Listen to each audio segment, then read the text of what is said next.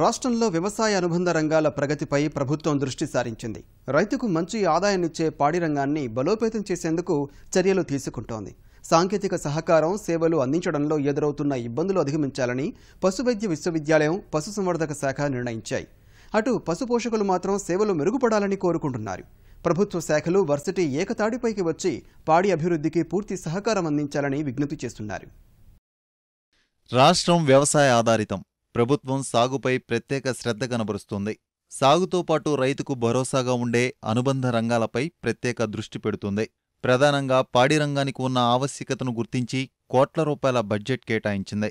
రాష్ట్రంలో పశువైద్య విశ్వవిద్యాలయం, శాస్త్రవేత్తలు, పశువైద్యులు, అధికారులు ఉన్నప్పటికీ రైతుకు మాత్రం పెద్దగా ఉపయోగం కనిపించడం లేదు. ప్రకాశం జిల్లా చిమ్కుర్తి మండలంలో డైరీ ఫామ్ ఉంది. యాక్చువల్గా మాకు రా మిల్క్ని డైరెక్ట్ కన్జ్యూమర్స్కి ఇస్తున్నాము. ఆ విధంగా కాకుండా వాల్యూ ఎడిషన్ ఏమైనా కోవా కానీ బాసుంది అని చెప్పేసి డిఫరెంట్ వాల్యూ ఎడిషన్. మేము ఇంకోటి ఏంటంటే మా దాంట్లో కాకుండా రైతుల దగ్గర కూడా బెటర్ ప్రైజ్ తీసుకుంటాం. కోఆపరేటివ్ సొసైటీస్ 55 ఇస్తున్నారు 10% ఫ్యాట్కి, మేము 60 ఇస్తున్నాం. అంటే మా డైరీ ఫామ్తో కాకుండా పక్కన వాళ్ళ దగ్గర నుంచి కూడా తీసుకొని అట్ ది సేమ్ టైం మాకు ప్రాఫిట్ ఉంటుంది, అట్ ది సేమ్ టైం రైతులకు కూడా ప్రాఫిట్ ఉంటుంది. ఎవరికి ఏం కావాలో వాళ్ళు చేసుకొని ట్రైనింగ్ చేసి మేము అడిగిన దానికి వాళ్ళు ఇచ్చేది ఏమైనా సరిపోద్దా, ఇంకా ఏమైనా కావాలంటే వాళ్ళు చెప్పగలరు. మాకు పశువులకు ఏమైనా జబ్బులు వచ్చా సబ్సిడీ కింద సైలేజ్ గడ్డి అలాంటి ఏమైనా ఇవ్వగలరా, ఎంత ఇవ్వగలరు, ఒక విలేజ్లో ఎంతమందికి కావాలని వాళ్ళు లిస్టు తయారు చేసుకొని గవర్నమెంట్ పంపిస్తే వాళ్ళు ఏదైనా ఎంత ఇవ్వగలరు అనేది మాకు కొంచెం ఐడియా వస్తే బాగుంటుందనే ఉద్దేశం. ఇటీవల తిరుపతిలో పశుసంవర్ధక శాఖ, శ్రీ వెంకటేశ్వర విశ్వవిద్యాలయం ఆధ్వర్యంలో సదస్సు జరిగింది. అందులో రైతులు పలు అంశాలు అధికారుల దృష్టికి తెచ్చారు. రాష్ట్రంలో ప్రతి జిల్లాకు ఒక పశుసంవర్ధక కృషి విజ్ఞాన కేంద్రం ఏర్పాటు చేయాలని రైతులు ప్రతిపాదించారు. పాలకు గిట్టుబాటు ధర, గడ్డి పెంచు విధానాలు, మేపు పద్ధతులు, దానా శ్రేణి, టీకాలు, వ్యాధులు గుర్తింపు, పాల ఉత్పత్తి ధర తదితర అంశాలని రైతులు ప్రస్తావించారు. గ్రామాల్లో పశువైద్యులు నిర్ణీత సమయంలో మాత్రమే అందుబాటులో ఉంటున్నారని, ఆ తర్వాత సమస్య వస్తే దిక్కులేని పరిస్థితి వస్తుందని రైతులు చెబుతున్నారు. క్షేత్రస్థాయిలో పర్యటిస్తూ పశువైద్య సిబ్బంది సలహాలు, సూచనలు అందిస్తే తమకు మరింత ఉపయుక్తంగా ఉంటుందంటున్నారు. ఇది ముఖ్యంగా చిన్నకారు రైతులకు అందరికీ సమానంగా ఉపాధి హామీ వచ్చినాక వాడు ఇవ్వాల్సిందే, ఈడు ఇవ్వాల్సిందే. ప్రతి 15 దినాలకు ఒకసారి ఎండలు వచ్చినా 150 రూపాయలు పెంచడం, 300 చేయడం, 400 చేయడం, వ్యవసాయం చేసుకోలేక నానా యాతన పడాల్సి వస్తూ ఉంది. కాబట్టి ప్రభుత్వం నుంచి నిబంధనలు అడ్డం ప్రతిసారి వాళ్ళు ఏమిటో గైడ్ లైన్స్ పాస్ చేస్తారు. ఈ పద్ధతిలో మీరు చేయండి, ఈ పద్ధతిలో మీరు చేయండి అని అంటే దీనికి కావాల్సిన పౌష్టికాహారం, పశువులకు కావాల్సిన పౌష్టికాహారం ప్రతి నెల సక్రమంగా కట్టాలి. కానీ ఈ సబ్సిడీల విషయంలో మేము చెప్పిన చోటు తెచ్చుకోవాల్సిన అవసరం లేకుండా వాళ్ళు చెప్పిన చోట తెచ్చుకోవాలంటారు.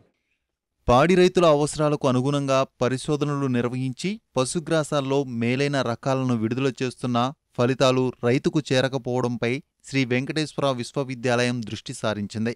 ఇటీవలే రైతులు, అధికారులు, శాస్త్రవేత్తలతో సదస్సు నిర్వహించింది. ఫలితాల ఆధారంగా ప్రగతి కార్యక్రమాల రూపకల్పన చేస్తుంది. ఆధునిక పద్ధతిలో పాడి పరిశ్రమను లాభదాయకంగా నిర్వహించేందుకు తగిన ప్రతిపాదనలు సిద్ధం చేస్తుంది.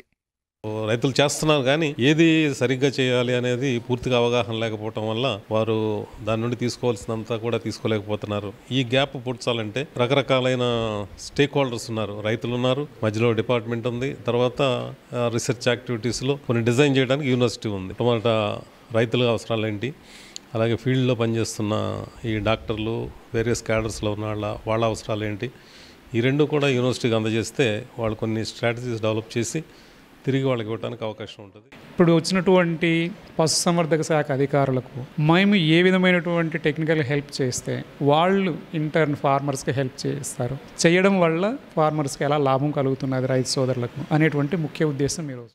విశ్వవిద్యాలయంలో శాస్త్రవేత్తలు సాధించిన ఫలితాలను రైతులకు చేర్చడంపై ప్రధానంగా దృష్టి సారించినట్లు అధికారులు తెలిపారు. పాడి రైతులు సైతం ఆధునికతను అందిపుచ్చుకుని నూతన యాజమాన్య పద్ధతులను అవలంబించాలని సూచిస్తున్నారు.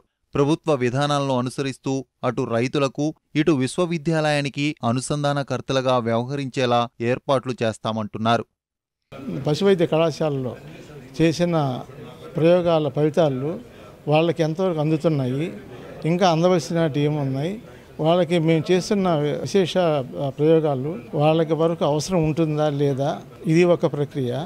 రెండోది ఏంటంటే రైతులకి ఏం కావాలి, వాళ్ళకి కావాల్సిన అవసరాలు మేము ఏ విధంగా తీర్చిదిద్దాలి అనే విధంగా రైతులు కూడాను మాకు తెలియపరచడం జరుగుతుంది. ఆ విధంగానే మా పరిశోధనలు ఏమి ఉన్నాయో రైతులు తెలియడం జరుగుతుంది. అసలు ఇంత డెఫిసిట్ బడ్జెట్లు ఉంటే కూడా దాని గురించి ఏమీ జంకకుండా దాదాపు 2000 కోట్లు మళ్ళీ ఇప్పుడు ఇచ్చారు. అనిమల్ హస్బెండరీ అయితేనేమి, యూనివర్సిటీ అయితేనేమి, ఈ ఎక్స్టెన్షన్ యాక్టివిటీస్ కూడా దాదాపుగా 140 కోట్లు ఇచ్చారు. కాబట్టి ఇంత డబ్బుని బాధ్యతాయుక్తంగా పర్ఫెక్ట్గా రన్ చేసి దానిలో నుంచి మనకి జిఎస్డిపి రిటర్న్స్ వస్తుంది. ప్రతి రైతు కుటుంబానికి మినిమం 10,000 ఆదాయం చేయండి అని ముఖ్యమంత్రి చంద్రబాబు నాయుడు పదే చెప్తున్నారనమాట. ఆ పాయింట్లో ప్రయాణం చేసేదానికి ఇది తొలి కార్యక్రమం. పశుసంవర్ధక శాఖ, వెటర్నరీ విశ్వవిద్యాలయం మధ్య సమన్వయం పెరిగి మెరుగైన విస్తరణ సేవలు అందించాలని పాడి రైతులు కోరుకుంటున్నారు.